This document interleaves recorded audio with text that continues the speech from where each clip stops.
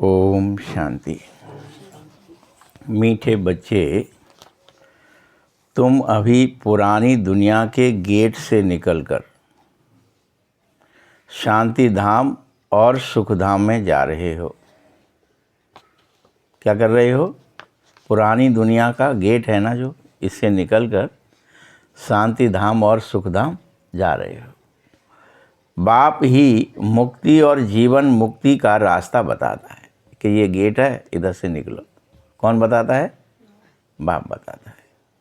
अब कैसे बताता है वो अभियाल बताएगा इस मुरली में।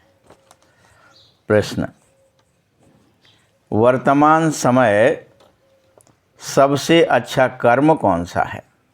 बताओ, कोई बता सकते हैं आप में से? बाबा को पहचान लेना और मतलब ज्ञान में चाहिए। और कोई पॉइंट? पर चलना। वर्तमान समय सबसे अच्छा काम क्या है? ज्ञान का दान। आप समान बनाना चाहिए। ज्ञान का दान, आप समान बनाना। बहुत बढ़िया है सभी का। लेकिन बाबा क्या कह रहे हैं? सबसे अच्छा कर्म है मन से, वाणी से और कर्म से अंधों की लाठी बनो। मन हो चाहे वाणी हो चाहे कर्म हो, इससे अंधों की लाठी बनो। यानी आप किसी के काम आओ। जैसे रामायण में लिखा ना, धर्म क्या है, वहाँ लिखा था परेत सरिस धर्म नहीं। तो यहाँ पर बाबा सेम चीज़ कह रहा है कि मन से, अपने वाणी से, अपने कर्म से अंधों की लाठी, यानी जो अंधे हैं, जो जिन्हें रास्ता नहीं दिख रहा है किधर जाएं, उनकी लाठी बन जाओ। उनको रास्ता बताओ। कहाँ का? यहाँ से निकाल कर शांति धाम ले जाने का, सुख धाम ले जाने का। पर इसमें नहीं कोई जाना चाहेगा शांति धाम में। तो कहाँ जाएंगे भाई? यहाँ रोड पे जाते हो आप एक इधर से उधर, तो उस शांति धाम सुख धाम में जाने में क्या दिक्कत है? बच्चे तो कहना है सत्य सवाल कि भाई चलना है। ये संसार का इस समय का ये झमेला है, ये कैसे मिटेगा? आपको निर्विकार होने पर मिट जाता है। आगे कहता है बाबा, तुम बच्चों को विचार सागर मंथन अवश्य करना चाहिए इस बात पर कि हाँ, विचार सागर मंथन मतलब समुद्र मंथन नहीं, विचार सागर मंथन अवश्य करना चाहिए कि ऐसा कौन सा शब्द लिखें, बोलें जो मनुष्यों को घर का यानी मुक्ति का और जीवन मुक्ति का रास्ता मिल जाए। ऐसा क्या कह दें? कैसे समझाया कि बिना जी समझ। हाँ, क्या कह दें? मनुष्य यह सहज में ही समझ ले कि यहाँ शांति और सुख की दुनिया में जाने का रास्ता जरूर बताया जाता है। मनुष्य ये सहज में आपकी बात सुन करके, वाणी से या आपकी मनस को पहचान करके ये समझ जाए कि यहाँ ही शांति का, सुख का रास्ता बताया जाता है। तभी तो आएगा। कोई भी आपके द्वार क्यों आएगा? जिसे जो चाहिए। हाँ, लेकिन अभी अपन समझते नहीं ना मुक्ति क्या है, जीवन मुक्ति क्या है, तो अपन सोचते हैं ऐसा सब। ओम शांति। जादूगर की बत्ती सुना है? क्या है? अलाउद्दीन की बत्ती भी गाई जाती है। तो ये बत्ती है बैकुंठ, स्वर्ग या सुखधाम, एक ही चीज़ है वो। ये उसे घिसो और उसे प्रकट कर लो। जिंद को प्रकट करने की बात कही ना, अलाउद्दीन का चिराग, जादूगर की बत्ती।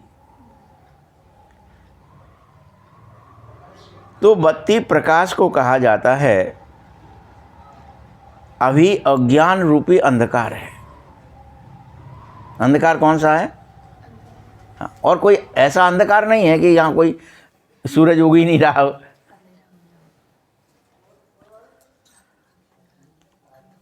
अब ये जो प्रकाश दिखाने के लिए तुम बच्चे प्रदर्शनियाँ करते, मेले करते, प्रकाश दिखाने के लिए बाबा ने क्या युक्ति बताई थी?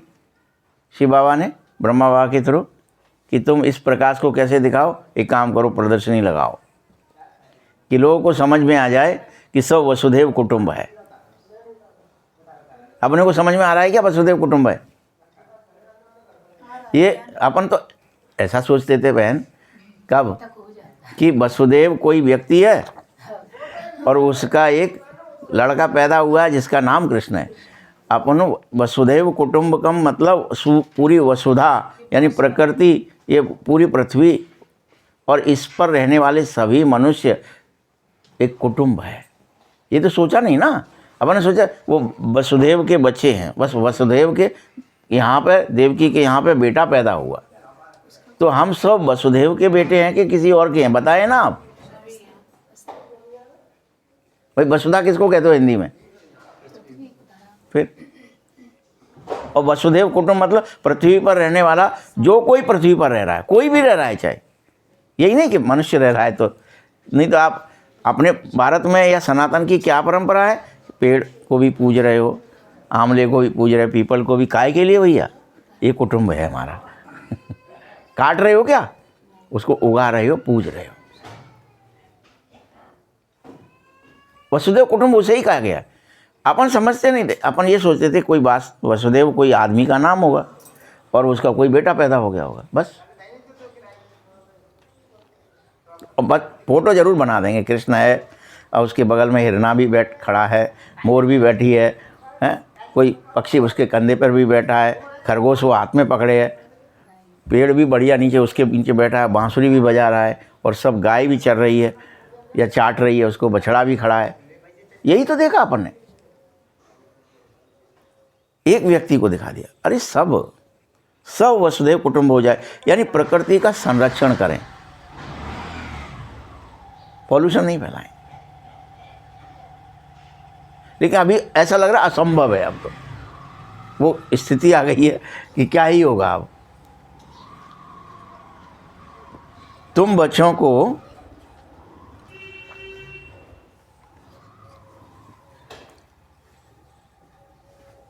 प्रदर्शनी के लिए कितना खर्चा करते, माथा मारते, पूछते बाबा इसका क्या नाम रखें। यहाँ बॉम्बे को कहते हैं गेटवे ऑफ इंडिया। तो स्टीमर पहले बॉम्बे में ही आते थे, दिल्ली में भी इंडिया गेट है। अभी अपना यह गेट क्या है तुम्हारा? गेट ऑफ मुक्ति और जीवन मुक्ति, दो गेट है।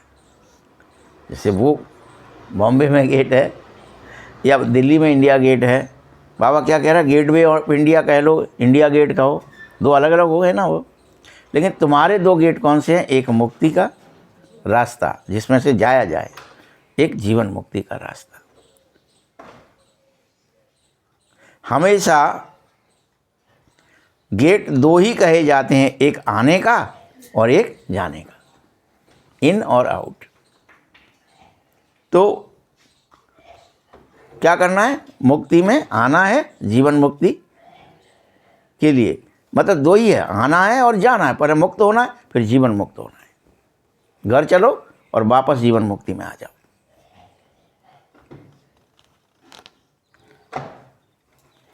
यहाँ ऐसे ही है, हम नई दुनिया में आते हैं, फिर पुरानी दुनिया से बाहर निकल अपने घर चले जाते हैं। ये आउट का गेट है। परंतु वापस आते हो तो हम जा नहीं सकते क्योंकि हम घर को भूल गए।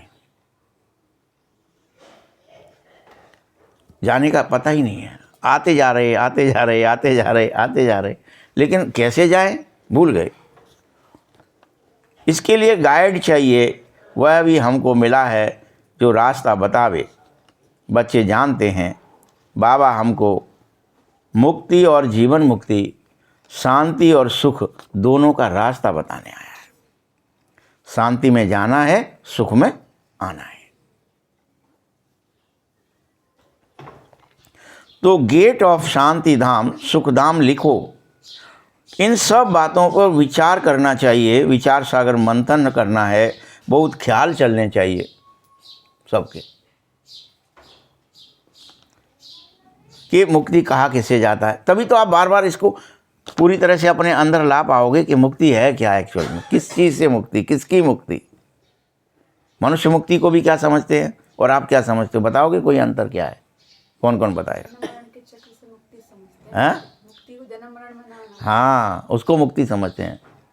एक्चुअल मुक्ति क्या है बताओ? आप तो टीचर लोग हो ना, बताओ ना क्या है मुक्ति? फिर जैसे ही मुक्त विकारों से मुक्ति, जैसे ही मुक्त है तो जाना है सब विकार। देह और दुनिया के इन संबंधों में जिनमें फंसे हैं उनसे मुक्ति ही मुक्ति है। डिटैचमेंट हो जाए जीते जी। ये बंधन जो हमने अपने अंदर मनस में बांध रखे हैं, वो तो शरीर छोड़ने को ही मुक्ति बोलते हैं। नहीं, शरीर छोड़ने को भी नहीं बोलते, उल्टा ये बोलते हैं कि अब कभी दोबारा आना ना पड़ेगा, जन्म नहीं लेना पड़े, मरना नहीं पड़े। नहीं, जीव जंतुओं को बोलते हैं मुक्ति मिल गई, खत्म हो जाए। हाँ, मर जाए तो कहते हैं मुक्ति हो गई। शरीर है मरगट का नाम ही मुक्ति धाम है। हाँ, जहाँ पे शरीर जलते हैं उसको ही कहते हैं मुक्ति धाम है, कि यहाँ सभी मुक्त हो गए। कितने नाम रख लिए। जीवन मुक्ति भी उसी को बोल देते हैं कि यहाँ सब छोड़ चले गए। किसी को पता ही नहीं है। शांति और सुख भी सब चाहते हैं लेकिन पता नहीं है। जैसे जीवन मुक्ति नहीं पता है, मुक्ति नहीं पता है। जीते जी मुक्ति का मतलब भी वो नहीं समझते। जीते जी मुक्त हो गया मतलब जीवन मुक्ति क्या है? जीवन होते हुए भी हर कर्म के बंधनों से सबसे मुक्त रहना, वो समझते ही नहीं ना कि देवता भला कैसे रहते होंगे। उनको कोई बंधन ही नहीं है किसी कर्म का, संबंध का। तुम्हारे पास शांति भी हो और धन दौलत भी हो, वह सब होता है सतयुग में, अभी नहीं हो सकता। तो तुम क्या लिखो? गेट ऑफ शांति धाम सुख धाम, अथवा gate of purity peace and prosperity, कुछ भी लिख दो इनमें से। गेट, रास्ता, जाना आना हो सके।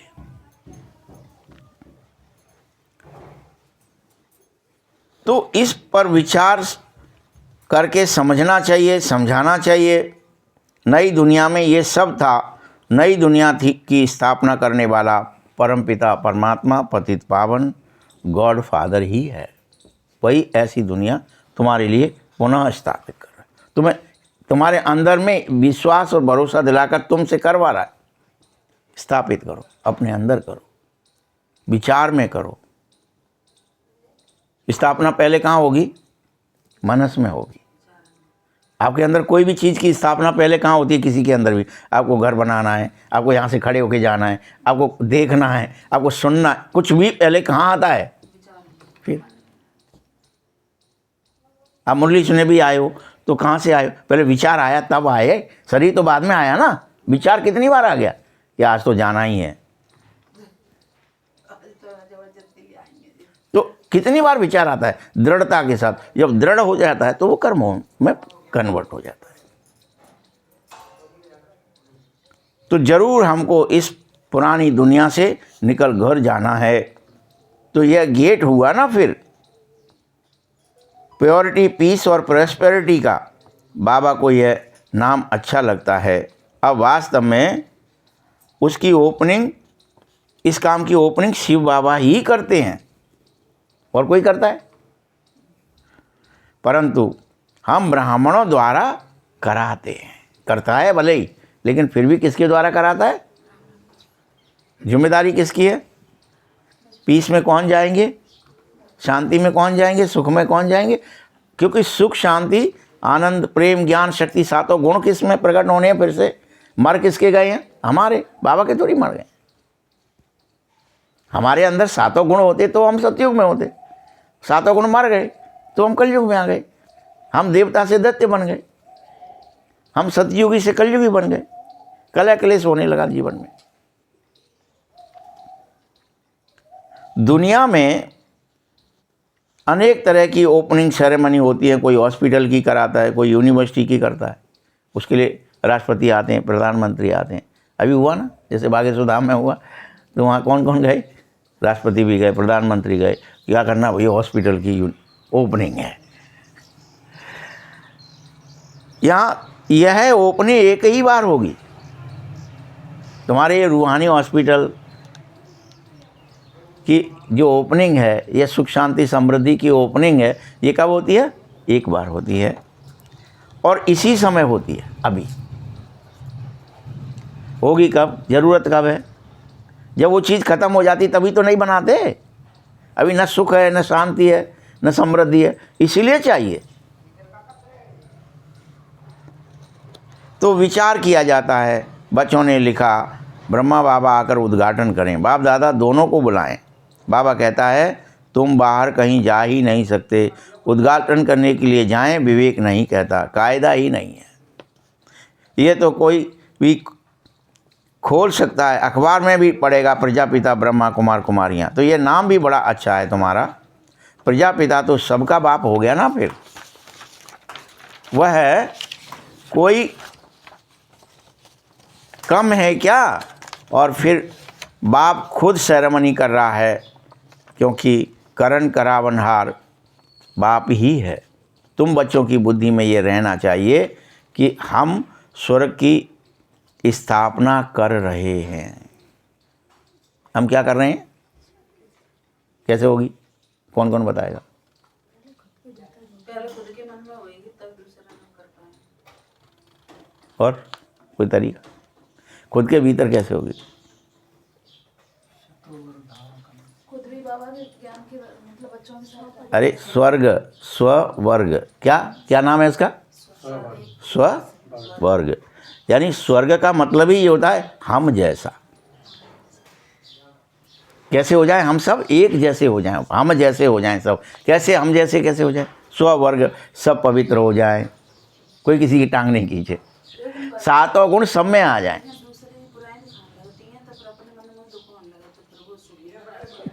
नहीं दिखेगा तभी ना, जब हम, जैसे हमको उदाहरण किसको लेना है? शिव ब्रह्मा बाबा को लेना है। इस बात में किसको लेना है? आगे किसको करना है? अगुआ कौन है हमारा? हाँ, जिसने अपने को कैसा बनाया, चाहे कोई भी था, कुटुंब परिवार भी था उसका संग में, लेकिन फिर भी ट्रस्टी बन करके 7 कन्याओं को दे दिया, सारा धन दौलत तुम कंट्रोल करो, चलाओ। तो कैसा बनाओ? स्वर्ग, अपने जैसा, कि मैं जैसा हूँ।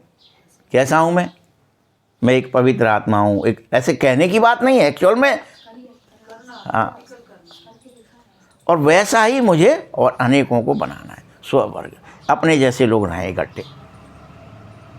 अभी अपन क्या कहते हैं यहाँ पे, कोई जोड़ा देखोगे आप, पति पत्नी का देखो, किसी का देखो, तो कहेंगे एक अच्छा है एक बुरा है। या कंपैरिजन क्या करते हो, यार इनका ब्याह उनसे हो जाता तो अच्छा था, वो इन जैसे ही हैं। ऐसे ही आप करते हो ना कंपैरिजन, किससे किससे करते हो?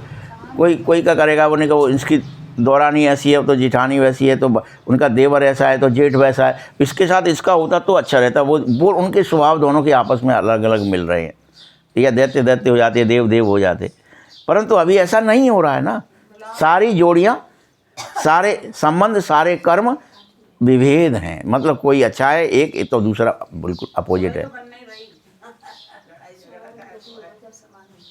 हम और आप में, जब आप कोई खेल खेलते हो, गोटियाँ खेलते हो, चेस खेलते हो, क्या ही करते हो? स्वर्ग कर लेते हो बस, एक जैसे एक साइड, एक जैसे एक साइड, तभी तो खेल शुरू होता है। तो स्वर्ग की स्थापना मतलब समझ गए ना क्या? फिर बाद में क्या हो जाता है? गोटियाँ मर जाती हैं या उनके घरों में आ जाती हैं। वहाँ घर भी फिक्स है ना, एक साइड एक तरह के, एक साइड एक तरह के, और वो गोटी चलते हो तो क्या करते हो? दूसरे के घर में कूदते हो। वो उनका वाला हमारे घर में कूदता है, तो वो डिस्टर्बेंस जो होता है उसी से उसको नरक कहते हैं। और स्वर्ग किसे कहते हैं? जब एक जैसे एक साइड है, एक जैसे एक साइड है, कोई किसी में झगड़ा झंझट कुछ है ही नहीं, आराम से बैठे, तब युद्ध ही नहीं है। युद्ध कब है? जब आप फॉल करके दूसरे के गुण अपनाते हो, कोई पतितपना, अवगुण, या कुछ भी चीज़ें ऐसी, तेरा मेरा, जो माया का गुण है, वो अगर अपन ईश्वर के गुण से अपनाएंगे तो हम किसके हो गए? ईश्वर के होते हुए भी माया के हो गए, माया के होते हुए भी कुछ ईश्वर के बन रहते हैं। तो ये स्वर्ग नहीं है, ये डिस्टर्बेंस है। हमें पुनः क्या स्थापित करना है? स्वर्ग स्थापित करना है। बाबा क्या कह रहे हैं? अपने जैसे। भाई हमें क्या चाहिए? अगर हमको चाहिए कि हमें कोई गाली ना दे तो हम किसी से गाली ना दें। हमें चाहिए कि सुख चाहिए किसी तरह का भी, कि कोई हमें फलानी चीज़ में रोके नहीं, टोके नहीं, तो हम वैसा ना करें। कुल मिलाकर के धीरे धीरे आपके अंदर में स्वर्ग की स्थापना होती है और स्ववर्ग एक जैसे लोग रहने लगते हैं, सब वसुदेव कुटुंब हो जाते हो, सब में एक, सबको ही लगता है कि हम भी बटोर के नहीं ले जा रहे, तुम भी बटोर के मत ले जाओ। और क्या है स्थापना? सभी भूमि गोपाल की, सब कुछ भगवान का है। पेड़ में से टूटा तो ये नहीं है कि बटोर के अपने को खिलाएंगे, दूसरे को नहीं, मिल गया उसको खिलाते थे। प्रसादी बांटने का क्या सिस्टम था? अपन के सामने क्या करते हो, आज भले न करते हो, आप तो चुपचाप चले जाएंगे, यार कोई अपना परिचित मिलेगा ताय देंगे। पहले क्या करते थे लोग, भक्ति के अंदर भी ऐसी करते थे ना, अगर प्रसादी है और भगवान के सामने भोग लगा करके निकले हैं अंदर से, तो जो सामने आ गया देना ही है। दोस्त हो, दुश्मन हो, जाति का हो, बिरादरी का हो, नहीं हो, भिखारी हो, राजा हो, सबको भैया प्रसाद है, प्रसाद है, और सब लेते थे। कारण क्या था? एक जैसा है। हमारा भाव कैसा हो गया अंदर से आने से? बस स्ववर्ग हो गया। तो स्वर्ग की स्थापना का मूल कारण यही है कि सब में एकता दिखने लगे, सब एक पिता के संतान हैं, सबके कर्म, गुण और स्वभाव एक जैसे होने चाहिए। बस यही है स्वर्ग की स्थापना। तुम सब बच्चे अब समझो कि स्वर्ग की स्थापना के निमित्त बन रहे हो, तुम्हें कितना पुरुषार्थ करना है, जो श्रीमत पर चलना चाहिए। वर्तमान समय मनसा वाचा कर्मणा, सबसे अच्छा कर्म तो एक ही बचा है कि अंधों की लाठी बन जाओ।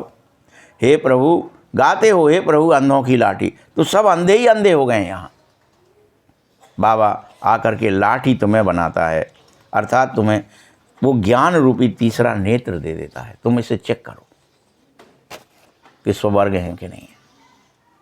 हमको जो चाहिए, क्या चाहिए हमको? 7 गुण ही चाहिए। प्रेम सबको चाहिए। कोई चाहता है क्या दुख, अशांति? प्रेम चाहते हैं। तो जिससे हम स्वर्ग में नंबरवार पुरुषार्थ अनुसार जावे। नंबरवार तो है ही सब कुछ। यह बहुत बड़ी बेहद की हॉस्पिटल कम यूनिवर्सिटी है। आत्माओं का बाप परमपिता परमात्मा पतित पावन है। तुम उस बाप को याद करके सुखधाम में चलो और पतित से पावन बन जाओ। वो जो है वो क्या चाहता है? मेरे जैसे बन जाओ। बाबा भी क्या चाहता है? अपन को बाबा को अपन से क्या अपेक्षा है? अच्छा, हम सबको, सबसे बाबा को क्या अपेक्षा? कि बाप समान बन जाएं सब अपन। बिंदु रूप ज्योति रूप ही नहीं बने अकेले, कि बिंदु बन जाए, निराकार बन जाए। क्या बन जाए? उसके जैसे पवित्र बन जाएं, सुखी बन जाएं, शांत हो जाएं, आनंद। 7 गुणों का वो समुद्र है, तो हम मास्टर समुद्र तो बन जाएं। यही है इस समय हेल, इसी को ही स्वर्ग बनाना है। इसको कोई अभी हेवन नहीं कहता है। सब क्या कहते हैं? अरे यार, घर घर नरक हो गया है। यही तो कह रहे हैं। घर घर में कलह हो गया है, क्लेश हो गया है, दुख हो गया है, कोई किसी से प्रेम ही नहीं कर रहा है। निश्चल प्रेम, निर्मल प्रेम खत्म ही हो गया है। सब नरक हो गया है। घर घर लड़ाई झगड़े हो रहे हैं, सब में छल कपट भर गया है। भारत स्वर्ग था, स्वर्ग था, वही वाली बात फिर से आ गई। और दूसरा कोई धर्म भी नहीं था। धर्म किसे कहते हैं? अब समझ में आई बात? धर्म क्या है? किसकी? 7 गुणों की। वही धर्म है और उसी पर चलना है सबको। तो अपन जिस बात की कह रहे थे, धर्म धर्म, कि धर्म में सुख है, धर्म में शांति है, धर्म में आनंद है, वो 7 गुण धर्म में है, वही धर्म है। तो उसकी धारणा कर लो। तो धर्म मत छोड़िए, धरत पड़िए, भले मर जाइए लेकिन धर्म पर रहिए। हम यहाँ जब वेद शास्त्रों में भी जो लिखा, वो क्या लिखा? कि सतयुग में एक पैर टूट गया और वो काय का था? उनका सत्य का था। सतयुग में सत्य था, पूरी तरह से सत्य था, हर कोई सत्य पर चल रहा था। लेकिन बाद में त्रेता आया तो वो सत्य मिट गया। फिर लिख दिया वो 4 पैर थे बस, एक सत्य का था, एक धर्म का था किस किस का? सत्य का, धर्म का, यज्ञ का और दान का। तप बोलते हैं उसको, दूसरे वाले को। तो सब लोग तप कर रहे थे, वो तप भी त्रेता में खत्म हो गया। अब द्वापर तक आते आते सत्य और तप खत्म हुआ, द्वापर में यज्ञ खत्म हो गया। और त्रेता, द्वापर, यज्ञ खत्म होने के बाद द्वापर से फिर यज्ञ भी नहीं हुआ, फिर क्या रह गया? सिर्फ दान रह गया। एन केन बिन दीरे उदान। ऐसे रामचरितमानस में ये सब 4 चीज़ों की व्याख्या की गई। ऐसे ही गीता में लिखा है, ऐसे ही श्रीमद् भागवत में लिख दिया, सब जगह लिख दिया कि वो एक बैल है, उसके 4 पैर हैं, और उसमें से 3 एक कट गया, 2 कट गए, 3 कट गए, और चौथा भी कट रहा था तो आधा कट गया था, आधा रह गया था। ऐसे करके लिख दिया है। यहाँ बाबा एक ही बात तुमसे कह रहा है कि वो जो 7 गुण हैं जो मेरे हैं, मेरे समान बन जाओ, पुनः धारणा, तो स्वर्ग स्थापित हो जाएगा। तुम सब इसके लिए मुझे याद करो। यह भी मन मनाभव है, हम स्वर्ग में सारे विश्व के मालिक थे, इतना भी तुम्हें याद नहीं आ रहा है। बुद्धि में है हमको बाप मिल गया है, तो वह खुश रहना ही चाहिए, परंतु माया भी कोई कम नहीं है। मीठे बच्चों, तुम ऐसे बाबा के बनकर फिर भी इतनी खुशी में क्यों नहीं रहना चाहते? क्यों खुटके खाते हो? माया है जो घड़ी घड़ी बहुत खुटके खिलाती रहती है। तुम्हारे अंदर क्या आ जाता है? अरे हाँ ठीक है, कोई हम नहीं ले आएगा ठेका, हम ही रहें क्या पवित्र, हम ही रहें क्या सुखी, शांत, आनंदमय, प्रेममय, हम ही व्यवहार करें क्या? सब दूसरा तो कपट करते हैं, छल करते हैं, हम क्यों? हाँ, तो गुटके खाते रहते हैं। और तुम पहले पहले मुझे भूल जाते हो। इसमें गलती क्या होती है? बाबा को भूले, ड्रामा को भूले, खुद को भूले, आत्मस्वरूप को, तो माया को याद कर लेते हो। खुद भी कहते हो कई बच्चे याद ठहरती नहीं। बाबा गुटखा खिलाता है क्या? माया खिलाती है गुटखा, और चाहती है माया विषय सागर में डूब जाए तुम। फिर से आलस आ जाए, अलबेलापन आ जाए, निद्रा आ जाए, सो लो, बहुत हो गया ज्ञान में। बड़ा खुशी से गुटखा खाने लग पड़ते हो, शिव बाबा को याद नहीं करते। माया तुम्हें भुलाती है, बाबा को याद ही नहीं करते। बाप को जानते ही नहीं हो कि वही रियल में सुख करता, दुख हरता है। यह बात जान जाओ तो ही तो उसे याद करो। और बाबा को याद करेंगे, कब याद कर पाओगे? कि बाबा की याद करने मात्र से हमारे अंदर वो 7 गुण प्रकट हो जाते हैं। बस कि वो पवित्रता का, वो सुख का सागर है, तो उसे याद कर लेंगे तो हम सुखी होंगे कि नहीं होंगे? वह है ही दुख हरने वाला।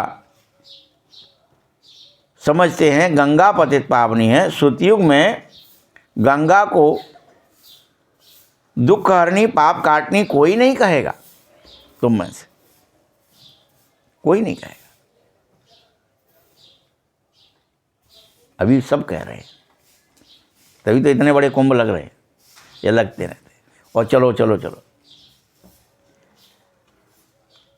साधु संत आदि सब जाकर नदियों के किनारे अभी बैठे हैं। सागर के किनारे क्यों नहीं बैठ रहे भाई? अभी तुम बच्चे सागर के किनारे ही बैठ जाओ। बाबा ही समुद्र है, और किसका समुद्र है ये तुम्हें पता ही चल गया। ढेर के ढेर बच्चे हैं जो अब धीरे धीरे सागर के पास जा रहे हैं कि मैं भी बाबा के पास चलूं, और मैं भी पवित्रता से लेकर के सुख, शांति, आनंद, प्रेम, ज्ञान शक्तियों का समुद्र बनूं, उसके समुद्र में डूबूं, समुद्र में ही डुबकी लगाऊं, समुद्र के साथ रहूं, मैं भी समुद्र बन जाऊं। विचार से, भावनाओं से, मेरे अंदर से प्रेम की, आनंद की लहरें निकलने लगें, मैं उनको बढ़ाऊं धीरे धीरे।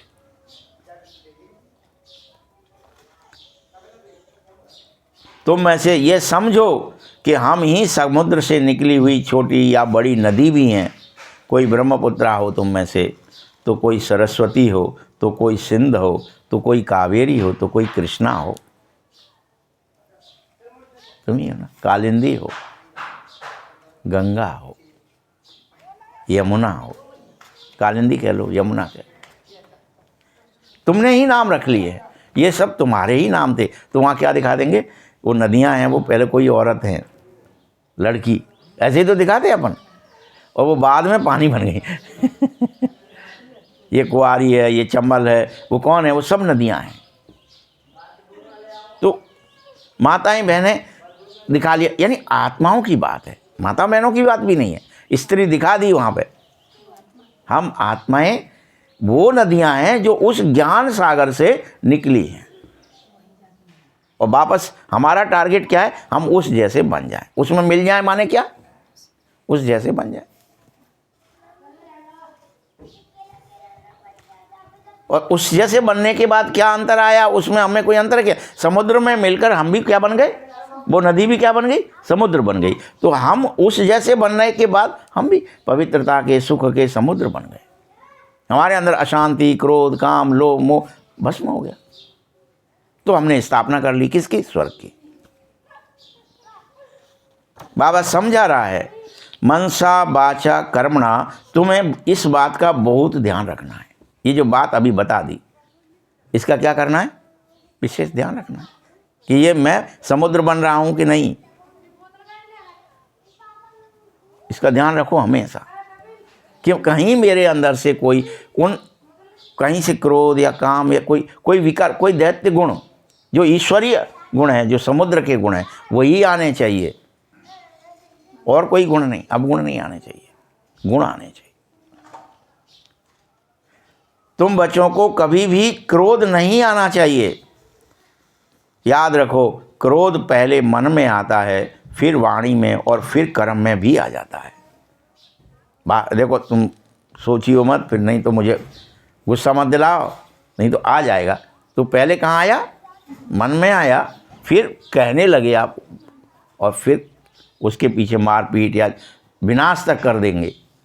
ये सब होगा। बम भी चलाएंगे, एटम बम भी चलाएंगे, तो किसके कारण चलाएगी एटम बम, क्रोध के कारण चलेगी। अभी भी क्या ही हो रहा है, युद्ध जो चल रही है, यूक्रेन की, रसिया की, किसी की, क्या ही हो रहा है, उन्होंने हमारे यहाँ ऐसा किया, फिर क्या न्यूज़ आने लगती है। अभी उनको बहुत क्रोध आ गया है, अब उन्होंने इतना ऑर्डर दे दिया है, मिसाइलें इतनी गिरा रहे हैं क्रोध के कारण कि फलाना शहर बर्बाद हो गया, ये बिल्डिंगें बर्बाद कर दी। क्रोध से और क्रोध भड़क रहा है, क्रोध से और क्रोध भड़क रहा है।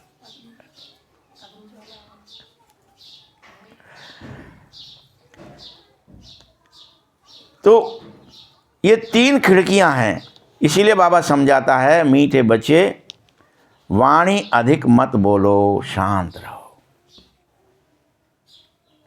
खिड़की है ये। अगर वाचा में आएंगे तो कर्मणा में आ ही जाएगा। गुस्सा पहले मनसा में भल आता है, फिर वाचा और कर्मणा में आ जाता है, और तीनों खिड़कियां खुल जाती हैं और वो बाहर निकल पड़ता है। पहले मनसा में जरूर आएगा, तभी आ सकता है वाचा और कर्मणा में। दुनिया वाले तो इस समय एक दूसरे को दुख देने में लग ही गए, ध्यान ही नहीं दे रहे। अपन दुनिया वाले लोग तो लड़ते ही झगड़ते रहते हैं दिन भर, एक ही काम है, चाहे मनसा में लड़ें, चाहे वाणी से लड़ें, चाहे कर्मणा में लड़ें। कोई मनसा में लड़े जा रहे हैं, अंदर अंदर बड़बड़ा रहे हैं, उन्होंने ऐसा कर दिया, कह नहीं पा रहे बेचारे सबके सामने। तुमको तो कोई को भी दुख देना ही नहीं है, तुम्हें अपने मनसा में ख्याल भी नहीं लाना है दुख का। भाई, तुम सुख के सागर के बच्चे हो, और तुम मनसा में कैसे ख्याल ला सकते? साइलेंस में रहना बड़ा अच्छा है। बाबा आकर स्वर्ग अथवा सुखधाम का गेट बता रहा है। बच्चों को ही बताता हूँ मैं, सबको कैसे बताएगा? जो पालना करेगा, अब बताएगा किसको? कोई होमवर्क किसको देता है? टीचर। जो करके लाता है उसी को, जो नहीं करते हैं उनको क्या ही देगा? कितना सर पटकोगे? तुम बच्चे औरों को भल बतलाओ कि पवित्रता, पीस और प्रॉस्पेरिटी होती ही स्वर्ग में है। इसीलिए महाभारत लड़ाई के गेट भी खुल रहे हैं। विचार सागर मंथन चलो। बेचारे, विचार सागर मंथन करने में मक्खन निकालना ही चाहिए तुम्हें। जैसे समुद्र मंथन से अमृत निकला, ऐसा बोला है ना अपन को, भाई जहर भी निकला तो अमृत भी निकला और रतन भी निकले। तो जब विचार सागर मंथन, कुछ ऐसी चीज़ें भी होंगी जो भगवान को देनी पड़ेंगी, प्रभु जी हम पे नहीं संभल रही, बुराई निकलेगी, तो जो अच्छाई निकले उसको पी लो और देवता बन जाओ। यही विचार सागर मंथन का युद्ध, विचार सागर मंथन की कथा है जो सभी 18 पुराणों में दी गई है। और बाबा इसी बात को बार बार कहता रहता है, क्या विचार सागर मंथन करो, विचार सागर मंथन करो। और क्या करो, क्या कह दिया, विचार सागर मंथन कर मक्खन निकालो और उसे खाओ तो कृष्ण बन जाओगे। मक्खन खाने के लिए यहाँ किसका मंथन करते हो, दही का मंथन करते हो, दूध से दही बनाया फिर मंथन, उसको मंथन बोलते हो। भगवान ने तो मंथन किया ही, और उन्होंने समुद्र का मंथन दिखा दिया। उदाहरण दूसरे दूसरे दिए, एक्चुअल उदाहरण जो है वो देना ही नहीं चाहता आदमी। अपन कोई मक्खन खिलाया, कृष्ण ने खाया और सबको खिलाया, कह दिया और उस पर अटक गए, तो यहाँ लोग दूध घी खाने लगे। एक्चुअल में खाना क्या था, समझ में आ गई बात सबको, कि उस विचार से जो सबसे अच्छा शुभ विचार आपके अंदर फिक्स हो गया, निकल आया, अच्छा मुख्य बात ये है, मक्खन निकल, उसको खाना है कृष्ण बनने के लिए। तो मक्खन क्या नाम रखें, तो मक्खन निकालते हो, अच्छी राय निकालते हो। बाबा कहता है सवेरे उठ मुझ बाप को याद करो और फिर विचार सागर मंथन करो, ठीक है। और जब अच्छा विचार निकल आए तो उसे धारण कर लो, हप कर लो, मतलब क्या, उस पर टिक जाओ। अच्छा ये बात थी, यही करना है, तो अब मैं ये करके दिखाऊंगा, बस टिक गए, मतलब आपने हप कर लिया, खा लिया। तुम बच्चों को पतित को पावन बनना ही है, तुम्हें ये विचार कर, अच्छा कि पतित से पावन बनना है तो मैं नरकवासी से स्वर्गवासी बन जाऊंगा। अब आपने ये विचार कर लिया, इसका मंथन कर लिया, कैसे बनूं कैसे बनूं, और फिर उसकी धारणा कर ली, तो मतलब आपने मक्खन खा लिया, तो आप क्या होगा, धीरे धीरे नरक से स्वर्गवास में चले जाएंगे, देवता बन जाएंगे। और देवता पवित्र होते हैं तभी तो आकर के दूसरे उनके आगे माथा टेकते हैं। अब तुम किसी को माथा थोड़ी टेकने के लिए कहते हो, कायदा ही नहीं है कि ब्राह्मणों को किसी के सामने माथा टेकना। तुम्हें सत्य पता है, क्या पता है, सत्य। योगी जी भी क्या ही कहते थे, क्या ही उदाहरण था उनका, पता है ना आपको सबको, क्या ही कहते थे, भैया लात मत पकड़ो बात पकड़ो। क्या ही कहते, कोई पैर छूता तो, लात मत पकड़ो, क्या पकड़ो, बात पकड़ो। यहाँ बाबा भी क्या ही कह रहे हैं, विचार सागर मंथन करो और उसे पकड़ो, उसकी धारणा कर लो। अपन लगे पैर छुए का क्या ही होगा उससे, कायदा ही नहीं है। साधु लोग अपने को ऊंच और पवित्र समझते हैं, औरों को अपवित्र और नीच समझते हैं। तुम भल समझते हो कि हम सबसे ऊंच हैं, परंतु कोई हाथ जोड़े तो रिस्पॉन्ड देना पड़ेगा। हरिओम तत्सत करते हैं तो करना ही पड़ेगा। युक्ति से नहीं चलोगे तो हाथ नहीं आएंगे, बड़ी युक्ति चाहिए। जब मौत सर पर आती है तो सब भगवान का ही नाम लेने लगते हैं। आजकल तो इत्तेफाक तो बहुत होता ही रहता है, आहिस्ते आहिस्ते आग भी फैलेगी। आग शुरू होगी विलायत से, फिर आहिस्ते आहिस्ते उस आग में सारी दुनिया जल जाएगी। विदेश से शुरू होगी, फिर धीरे धीरे वो फैलते फैलते सब जगह पूरी दुनिया में फैल जाएगी। पिछाड़ी में तुम बच्चे ही रह जाओगे। तुम्हारी आत्मा पवित्र होती चली जानी चाहिए। तुमको वहाँ नई दुनिया मिल जाएगी। दुनिया का नया नोट तुम बच्चों को मिलेगा। तुम राज्य करोगे और वही अलाउद्दीन की बत्ती मशहूर हो जाएगी। नोट ऐसा करने से कारून का खजाना मिल जाता है। यही है बरोबर सत्य। और झट बाबा जानता है कि अल्लाह अव्वल दीन झट इशारे में समझा कर साक्षात्कार भी कराता है। सिर्फ तुम शिव बाबा को याद करते रहो, तुम्हें हर चीज़ का साक्षात्कार भी हो जाएगा। क्या विनाश हो रहा है, कैसे हो रहा है, क्या करना है, कैसे कैसे वो आग फैलती रहेगी, फिर भी तुम्हें बचना है। सारी मनुष्य सृष्टि थोड़ी नष्ट हो जाएगी। जैसे नवदा भक्ति में साक्षात्कार होता था ना, यहाँ तुमको मुख्य उद्देश्य का साक्षात्कार जरूर होगा कि तुम्हें करना क्या है। एक एक बात बताई जा रही है। तुम्हें घड़ी घड़ी देखते हैं, बाबा को याद करना है, ज्ञान में मस्त होना है, वही अंत की सीनरी देखो, बड़ी मंजिल है। तुम सब अपने को आत्मा समझ मुझ बाप को याद करो। याद करना कोई मौसी का गुर नहीं है कि वो तो याद कर ही लेंगे चाहे जब और चाहे जैसे, नहीं। याद करना कोई मौसी का गुर नहीं है, मेहनत है, याद ही मुख्य है। जैसे बाबा दिव्य दृष्टिदाता है, जो स्वयं अपने लिए दिव्य दृष्टिदाता बन जाओ तुम सब।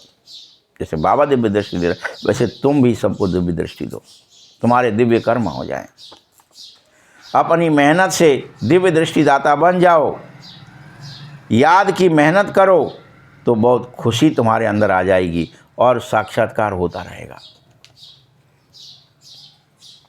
यह सारी दुनिया तुम भूल जाओ, लेकिन क्या करो जीते जी, देह को और दुनिया को भूलो,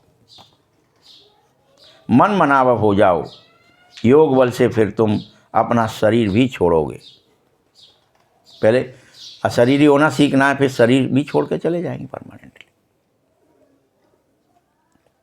भक्ति में बहुत मेहनत थी, इसमें मेहनत नहीं है।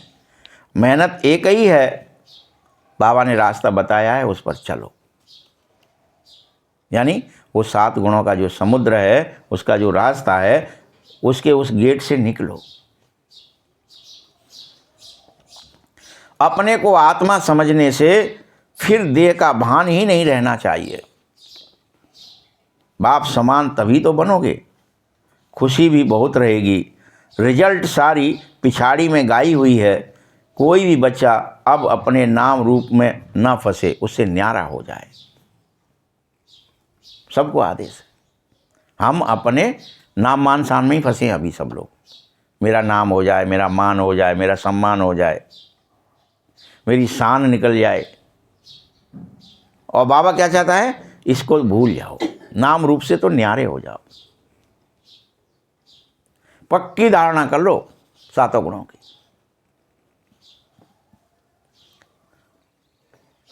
कई बच्चे हैं अपने नाम रूप की जगह दूसरों के नाम रूप को याद करते रहते हैं और फंसे रहते हैं। कोई अपने में फंसा है कि मेरा हो जाए, तो कोई दूसरों के फंसे हुए ऐसे हैं, ये ऐसे हैं, ये ऐसे हैं, ये ऐसे। अब गुण देख रहे हैं, उसे फुर्सत नहीं है।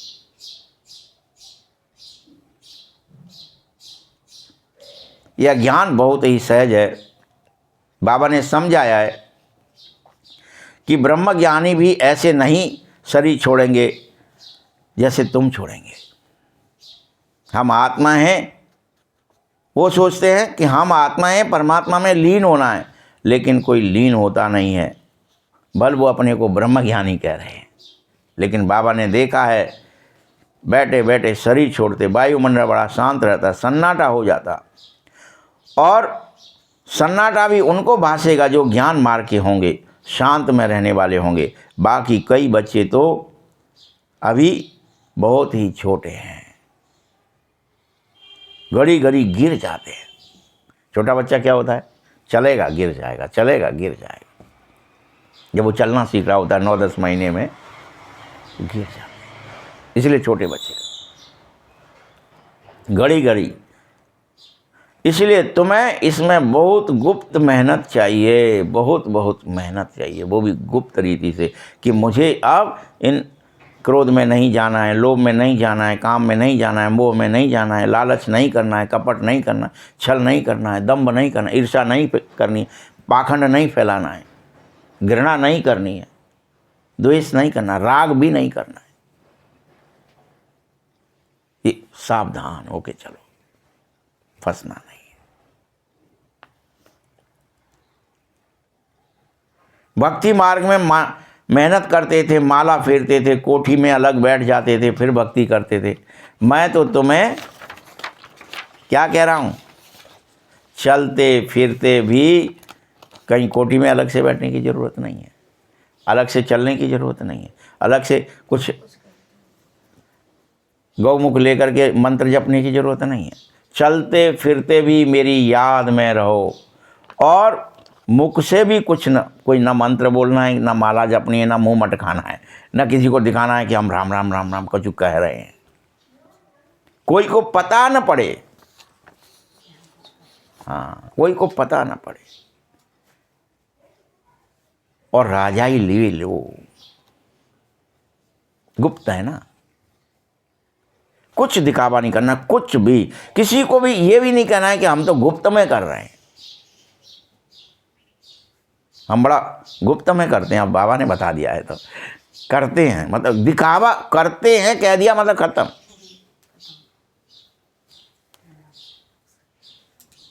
क्योंकि यह बात तुम पक्की कर लो, मेरी याद से ही सारा हिसाब किताब चुकतू होता है जो तुम्हें करना है।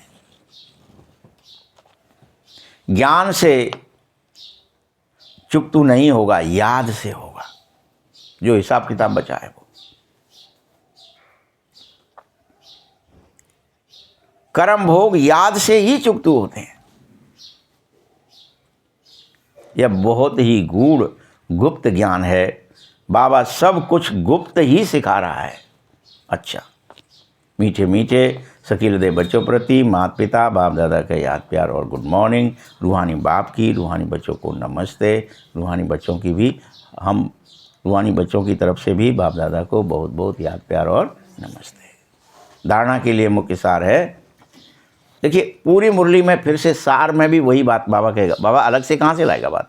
सार क्या है? मनसा वाचा कर्मणा कभी भी क्रोध नहीं करना। आज एक ही पॉइंट लिया बाबा ने, सारे बेकार नहीं लिए, भले ही एक ही खोलो, एक पे ही चल पड़ो, पहले एक ही आज की बात मान लो कि ना मनसा में करना है जो बड़बड़ाने लगो अंदर में, और अंदर में गुस्सा दिखाओ, मिसमिसी आ रही है, कुछ कह नहीं पा रहे हैं, और ना ही वाचा में। जैसे कुछ लोग डिप्रेशन में जाते, और कोई लोग, अभी एक मित्र के यहाँ पे कुछ प्रोग्राम था, उनके यहाँ पे वो कहने लगे भूत बाधा आ गई है, ये आ गई है, प्रोग्राम करो। तो एक पंडित जी थे परिचित, उनको भेज दिया था उनके घर में। उन्होंने कहा हाँ, इनके घर में हम वो करवा देते हैं, कुछ जाप वगैरह करवा देते हैं, वहाँ जाओ पीपल के पेड़ के नीचे दिया रख के आओ, फलाना करो। अल्टीमेट रिजल्ट क्या हुई वो बताता हूँ मैं आपको, कि वो उसको अपने दिखाया कि उसके ऊपर कोई वो आ गया है, प्रेत, वो बाधा आ गई है, और अभी क्या करने लगा, वो अपने पिता को गाली गलौज करने लगा खूब सारा, और मारपीट भी कर दी।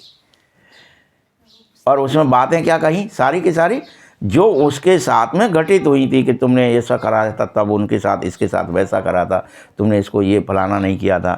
और यानी वो जो सारा गुस्सा अंदर में था, क्रोध, वो उसको निकाल करके ख़त्म हो गया। उन्हें को वो भूत बजा था, ख़त्म हो गई।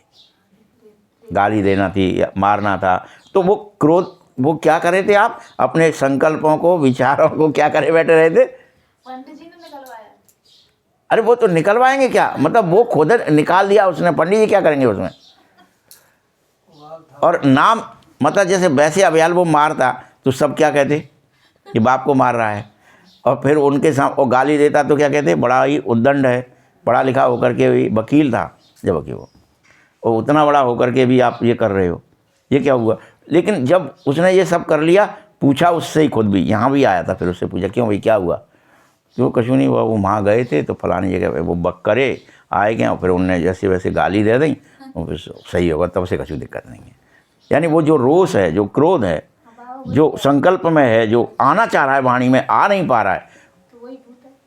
बस क्रोध एक भूत है।